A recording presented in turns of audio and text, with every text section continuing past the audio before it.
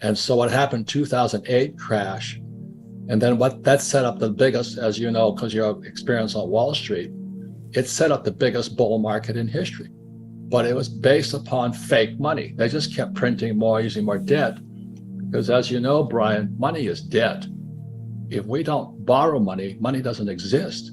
So money comes into existence because every time you use your credit card, take out a mortgage, buy a car, that's when money is created. And that goes back to 1913. Again, the Federal Reserve Bank was created. Central banks, which is Marxism. And then in 1913, in America, the Internal Revenue Service was created, the IRS, because money cannot exist without debt and taxes. So I'm sitting there going, holy moly. So every time I talk to you, I get the chills because you are on the inside of it. And I'm on the outside trying to figure it out. And what are these guys up to? And so that's why I wrote this book here. You can say, well, Kiyosaki is full of shit. He's bullshitting. Read the fucking book. That's what I'm saying. I practice what I preach, and I do what I say I'm doing. So anyway, that's how I could write prophecy.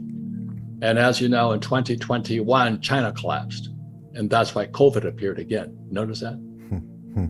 So Evergrande, which is the biggest, I think it's bigger than Lehman Brothers crash. And Evergrande's going down. Now, when real estate goes down, it's a financial crash more than anything else.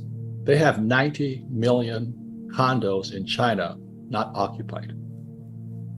So what that does is it's this big sucking sound, like it's going down the toilet right now. When real estate goes down, it takes all the economies of the world with it. Like, Australia, one of my favorite countries, ships a lot of supplies to China.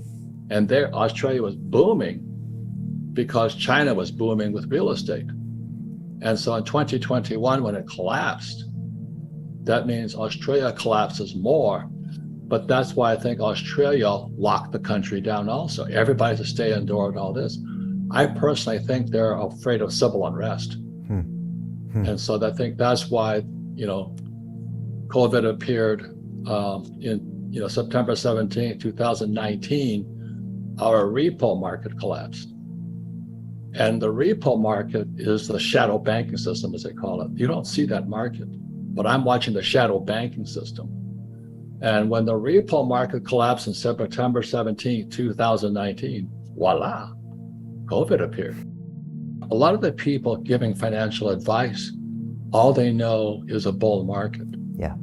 You see, they were born, just prior to 2008. They're now probably, let's say, 25 years old. They're financial planners, real estate brokers. And all they know is the S&P keeps going up. Don't fight the Fed. I mean, they're idiots. But unfortunately, without financial education in our schools, you can't blame them. But they don't know what a bear market looks like. And they don't know what inflation looks like, because inflation has made them rich. Because the Fed, what do they say? 40% of all money was printed in the last 2 years or some stuff like that. I don't know if it's true or not. But the M2, the money supply is so huge today because they're trying to prevent the balloon from collapsing. They're desperate. Well, I think why is there inflation is they're trying to prevent the collapse. And Jim Rickards, he's one of the smartest guys I know. He says, prepare, we're going to collapse. And as people don't understand, most 98% don't understand this. The dollar is a reserve currency of the world, which came about in 1944 with the Bretton Woods Agreement. We can just keep printing money. But the rest of the world's collapsing right now. And everybody depends upon the US printing. But that's why I watch China. And when Evergrande came down in 2021, the biggest real estate collapse in history, bigger than 2008. And all of a sudden, they lock people down with COVID. I've seen this story before because it happened in 2019. They're desperate, Brian. They're desperate. They're looking for anything that can stop this thing.